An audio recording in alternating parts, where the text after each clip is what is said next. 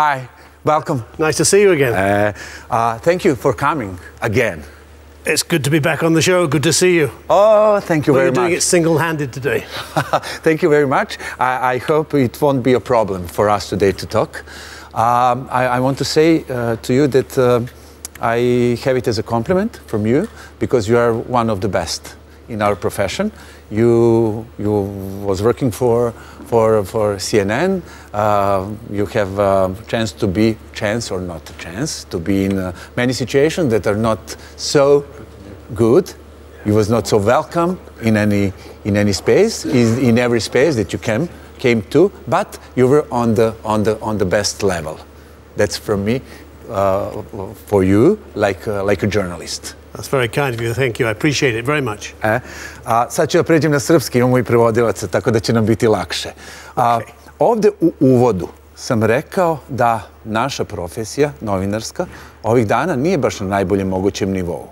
Ne zbog toga što ljudi loše rade, nego zbog toga što mediji su postali instrument politikanstva ili politika raznih stremljenja. Ako vedemo u svakodnevnu proceduru da sada je državni terorizam uveden kao jedna svakodnevna stvar, onda možemo da zamislimo zašto sve mediji mogu da posluže državama, politikama, vojskama i stremljenjima. A sve na štetu nas svakodnevnih ljudi koji bi trebalo u njih da verujemo. I think it's very fair to say that the media has always been an important part of any government in any part of the world's relationship with the electorate and the people of the country that they lead, whether that be democracy or whether it be something else.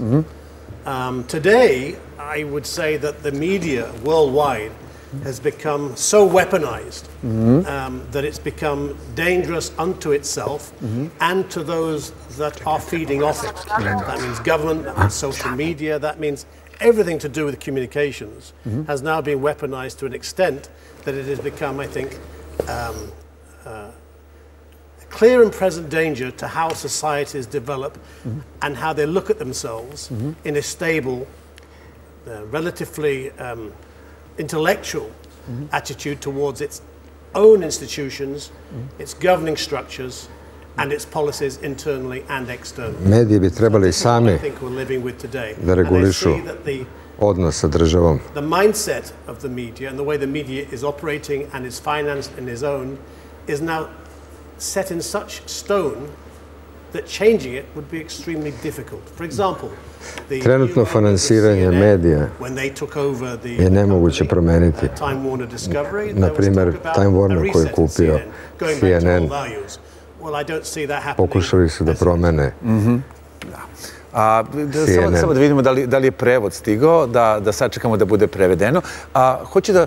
Bili ste na toliko ratišta? Bili ste u situacijama da želite da prenesete sve ono što vidite. Sad ja iz ovog iskustva moram da vas pitam za vaše iskustvo. Je li ikada, pošto sad počinjemo da ne verujemo to, je li ikada bilo onako kako ste želeli da prenesete? Jeste li ikada mogli da budete iskreni prema svojim gledaocima, kažete ovo sam video, ovo je ljudi, ili su mediji oduvek malo modifikovali stvar? I think it would be disingenuous of me to say that I did not face pressure when I worked in mainstream. Da ne bi bilo iskreno kad bi rekao da nisam imao pritisak, pogotovo na CNN-u.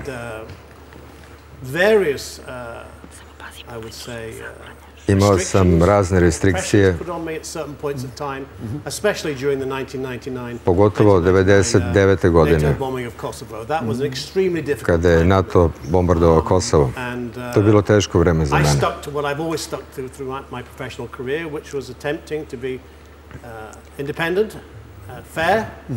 Pokušali su da zaustave moju želju da budem fair i iskren. Kao što znate, ja sam mnogo radio u Srbiji, Bliskom istoku, u nekim zemljama u Africi. I uvek sam mogao da govorim sa obe strane koje su bile u konfliktu i uvek sam imao Zašto smo vas pozvali ovde? Sada ste nekako i naš ovde i nekako i zbog bliskosti sa Vukom Draškovićem i sa mnogim našim ljudima ovde. Znate i kakvi smo suštinski. Nije samo to šta je bilo, nego vi nas poznajete sada i zbog privatnog života. Znate šta su nam emocije i kako funkcionišemo. Mi često sada ovo, i ono je najakutnija stvar zbog čega smo želeli da pričamo s vama, je ovaj sad na kraju pristanak Albanaca da se pridržavaju Briselskog sporazuma i to je nekako i Evropa i svet objavio kao konačni uspeh. Nama se čini samo odlaganje nekih stvari koje treba da se dese kao definitivna stvar. Kako gledate, evo sad, i od svog položaja kao novinar CNN-a, jer ste imali privilegiju da vas ipak Srbija pošalje doli, da vam obezbedi uslove da odozdo izveštavate. Kako gledate celu tu stvar i razvoj cele te stvari do danas? Srbi, Kosovo, Albanci i sve to što treba da se i mora da se desi. Kosovo je izuzetno važno za mene. I ne samo zato što sam bio prvo veče, kada je bombardovanje počelo, bio sam na Kosovu i ranije, pre nego što je počelo bombardovanje. I bio sam i posle toga. Prvo što želim da kažem, u ovom trenutku Srbija je umela da izbegne vrh ledenog brega koji je nametala kosovska strana. Kao što znate, došlo je do jedne vrste saglasnosti. Intervencija Sjedinjenih država je svakako ipak uspela da završi problem sa registracijama automobila. Ali to je samo jedan vrh ledenog brega, pošto 5 velikih zemalja, Kina, Rusija, to se ne može rešiti za jedno veče. Kao što znate, postoji datum kada ove stvari treba da se reše.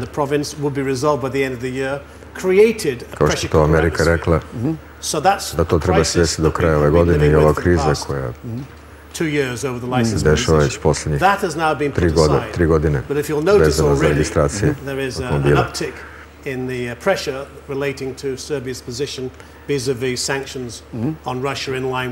Ima dosta drugih stvari kao što su pritisak na Srbiju da uvede sankcije Evropske federacije. Ovaj dijalog je, vidite, već 10 godina na stolu. Nema brzog rešenja. Potrebno je čuti sve strane i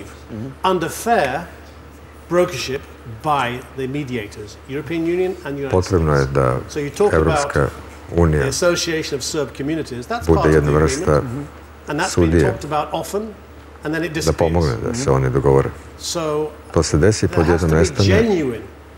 Potrebna je iskrena želja od svih sila koje su uključene u ovo rešenje, da bi Srbija mogla da dobije svoj deo. Ne možete Srbiju isključiti iz ovog razgovora. Ovo nije razvod gde Srbija samo dobija papire iz suda. Ali znate što kažu neki naši, ja ih svrstam u pametne ljude, kažu stvar velikih sila je da ne moraju da poštuju dogovor. Stvar nas malih da moramo da se prilagođavamo.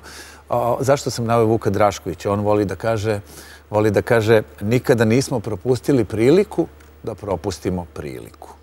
Šta je prilika za Srbiju? Pošto vi sad možete da nekako procenite i naše emocije. Zašto je Kosovo i Metohija? Metohija je sveta zemlja i to je za nas vrlo bitno. A šta je, eto i sa druge strane, možete objektivno da sagledate, šta je realnost? Šta je ova situacija po vama sad da ne propustimo priliku? Šta nam je prilika?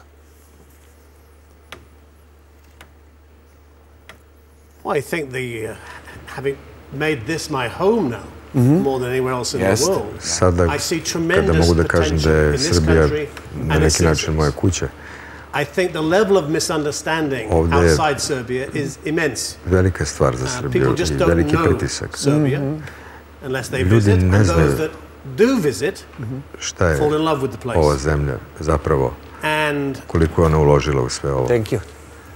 And I was talking to a friend of mine this morning who was razgovarao sam danas sa svojim prijateljem a very important player in the British military. Koji je visoki čin u britanskoj vojsci i rekao sam mu da sam bio trenutno da se nalazim u Srbiji i on je rekao da prenesem njegove pozdrave vama. Ne razumijem svi šta se dešava ovdje, ali morate znati da ipak imamo ljude na vašoj i našoj strani koji se spremni da daju Srbiji podršku koje Srbija očekuje i to je jako važno, pogotovo sada u ovoj krizi sa registracijom automobila. Već vidimo da jedna vrsta kritike je upućena kosovskim vlastima i to se napokon dešava.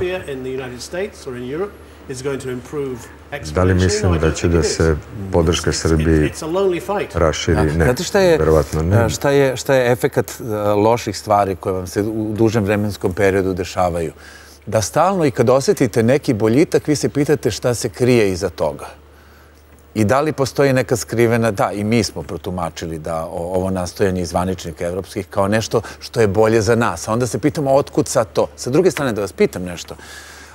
Pričali smo i sa intelektualcima našim ovde i govore da nije oduvek bilo to naše mišljenje o Americi takvo kako jeste. Da nije bilo NATO bombardovanja, možda nikada ne bi bilo tako drastično kao što je sada. I čini se kroz neki istorijski period od stvaranja Jugoslavije, posle Drugog svjetskog rata pa nadalje, da Amerikanci su tu bili uvek za nas i sa svojim kreditima i sa ulaganjima u zemlju. I ovo što se sad, zašto sam počeo pitanje? Kažu, od kada su se Amerikanci sada uključili da nekako su stvari legle. Šta je sad tu posredi? Je li nas sad opet, jer smo sad u malo boljoj poziciji ili kod Amerike postoji uvek onaj business talk i business look? To su nam ciljevi, to su nam planovi i tako ide. Nema puno emocija. Ne, mislim da zaista postoji iskren pristup i želja da Srbija bude deo Evrope kao poštovana i punopravna članica, ali mi još uvek živimo u periodu raspada bivše Jugoslavije i, nažalost, posljedicama bombardovanja Srbije i Kosova. I to su realne stvari koje su deo ovog problema i politike. Iako tamo ima mnogo podrške u Americi naspram i za Srbiju, moramo da razumemo da ova kriza se ne bi razrešila da nije bilo ulaska Amerike u posljednjem trenutku i mislim da je zaista ovo bio posljednji trenutak, da smo bili na granice jedne velike katastrofe. Ali mogu da sad, samo da uđem sa pitanjem? Zato što, znate kako, uz kafu naši ljudi samo tako i razmišljaju. Pa ko je sad u ovom trenutku bio bolji za Srbiju, Evropa ili Amerika? Često mi u Americi pričamo kao nečemu koje je najgora solucija za nas. A ispalo je u ovim posljednjim, a i u onim istorijski vezanim stvarima posle Drugog svjetskog rata nije uvek bilo tako. I nije stalno tako. To je jako dobro pitanje i mislim da ste u pravu. Ali živimo u Evropi. Ovo je teritorija koja je Srbija deo, svakako, geografski. To je teritorija o kojoj mi govorimo i gde se nalazi Srbija. Amerika svakako da, je veliki igrač, ali ona nije ta koja je ovo započela. Mislim da postoji postoje tačke dodira između američke administracije i nekih evropskih zemalja, ali kao što su Francuska. Ali, nažalost, nisu ni sve evropske zemlje ujednačene svojim pogledima i željama. Pogledajte, Srbija ima dobre veze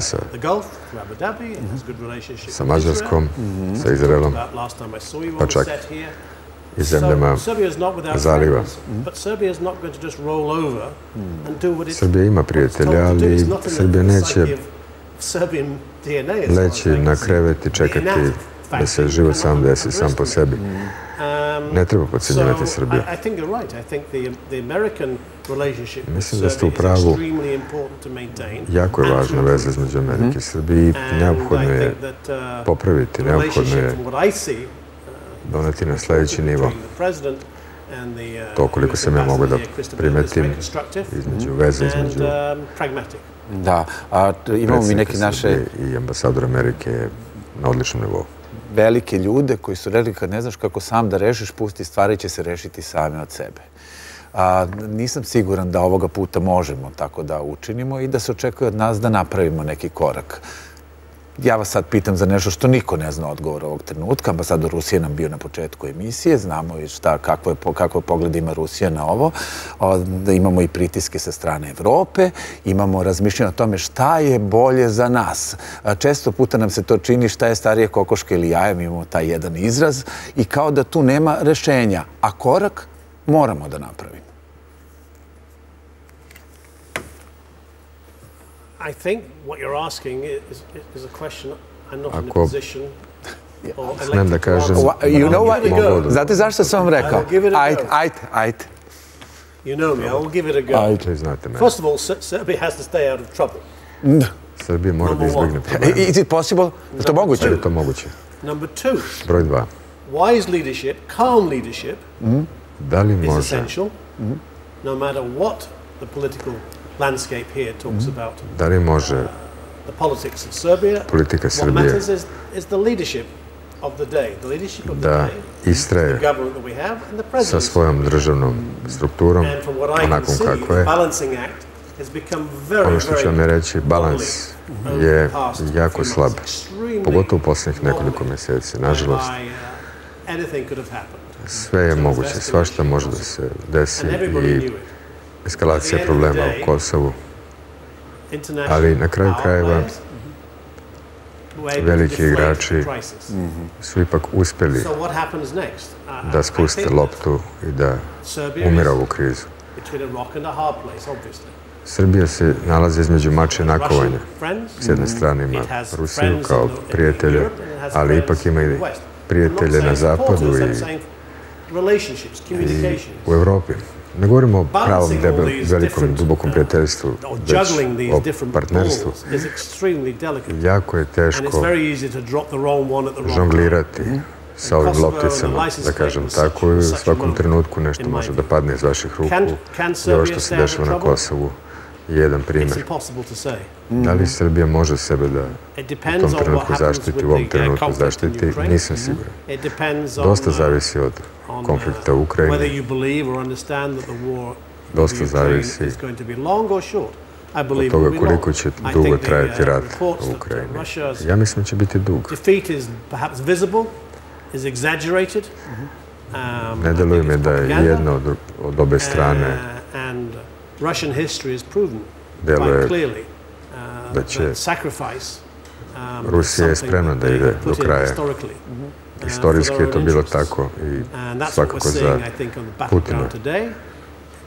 To što vidimo danas na terenu, to što Zapad i dalje pomaže sa oružjem, mi ipak nismo imali još uvek ne direktan konflikt između Ruske federacije i NATO, osim 2 rakete koje su pale, ali to ne možemo uzeti kao primjer.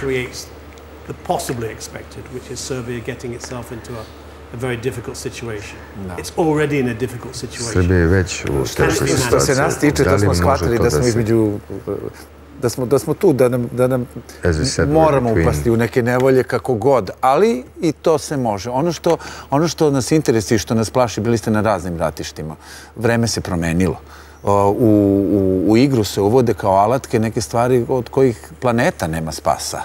Obzirom da se državni terorizam uveo u nekako svakodnevno politikanstvo, koliko je vreme otišlo daleko i koliko to može da bude pretnja za celu planetu.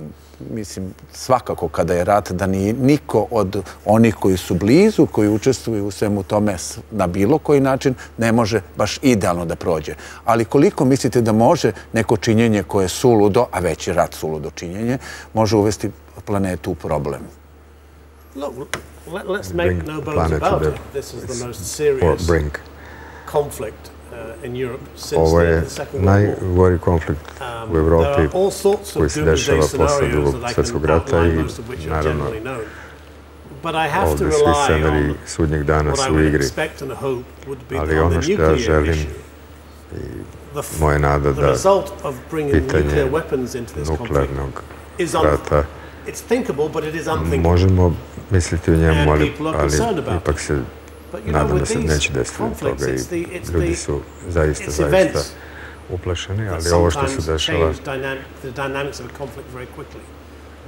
vreme je zaista, kao što ste rekli, dinamično, menja se brzo i ovo što poredim sa konfliktima u kojim sam ja učestvovao kao svedok, Palestina koji dalje traje, Liban koji još nije završen, Turska, Kipar, It's not solved, but they are existing. But they're existing. Yes. Nisu rešeni. So, do I think there's going to be an overnight solution to Kosovo? Postoji neko rešenje preko noći? Ne, mislim da ne. It's already, in essence, been frozen for 10 years.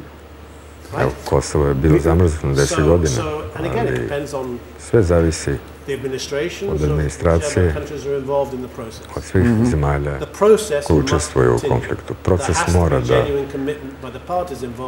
se nastavi i strane moraju imati iskrenu želju da reše problem. Mi smo se inače, pre nego što smo pričali o ovom učešću Amerike u ovom potpisivanju ovog sporazuma, bavili američkim izborima i razmišljali šta bi bilo bolje za nas. Mi često razmišljamo tako uz kafe, ako ovi pobede, to sigurno mora da bude bolje za nas, nego jer ova administracija nije baš u proteklom periodu blagonaklono gledala na ono što su naša...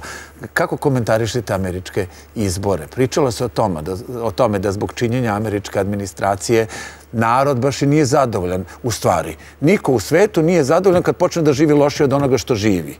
I neki su mislili da možda ta neka drugačija postavka u onim predstavnicima u svim strukturama američkog društva može da dovede do boljitka, da nekako se donesu neke drugačije činjenje u odnosu i na nas i na svet.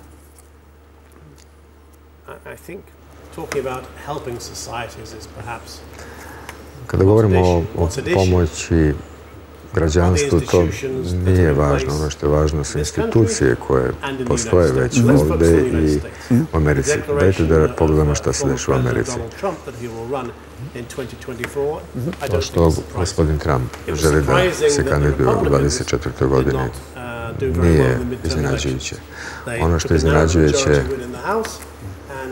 da Republikanci su dobili dosta glasova. To je bilo neočekivano i podelilo je američko društvo. Ako gledamo na koliko ljudi želi zaista da Trump bude kandidat, većina ljudi u Americi to ne želi. Ispitivanja su pokazala da oni ne žele da on bude predsjednik, odnosno kandidat, ali on ima ogromnu podršku svojih starih glasača. Predsjednik Biden bi mogao opet da bude kandidat, da li će to biti Biden, Trump ili možda DeSantis, bivši guverner Floride. Da li će i on... Zar nije najbolja kombinacija Smart Trump? Smart Trump. To je što sam ja čitao u američkim novinama. Dobro udica za glasače. Morat ćete biti spremni na velike žrtve. Ne znam, samo sam komentarisao dobro. Moramo da završavamo polako, obzirom da smo kasnije ušli u emisiju. Da vas pitam, pratite fudbal? I don't want to leave the set until we talk about soccer. Neću napustiti vaš studio pre nego što kažem. Sad ste naš. Ovo je veliko večer.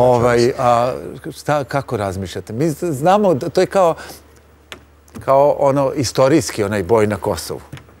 Šta bude, bit ćemo pobednici. Ali voljeli bi stvarno i taksativno da budemo pobednici. Well, of course, I'm looking for Dušan Vlahović to naravno, očekujem da će Dušan Vlahović ulepšati ove večer, ali Brazil je Brazil.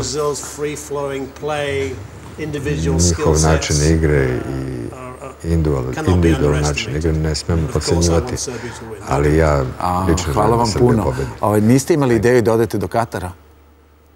You didn't have idea to go to Qatar? Oh, to visit Qatar? Yes. No, I'd rather be here. Bolje da budem ovde. Ovde ću gledati. Po vašem mišljenju, evo samo tako da završimo, pa da možemo mirno da pratimo ovo svetsko prvenstvo, se nadate da ipak ovo sve što nam se dešava ulazi, trajeće duže, to ste rekli, ali da ulazi barem u neki malo mirni period? Again, the translation's gone. Do you think that this period that we have to live and to go, that will be more calm, with not big surprises? Politically, we're talking about. Politically, war. I think being calm is essential. Essential. And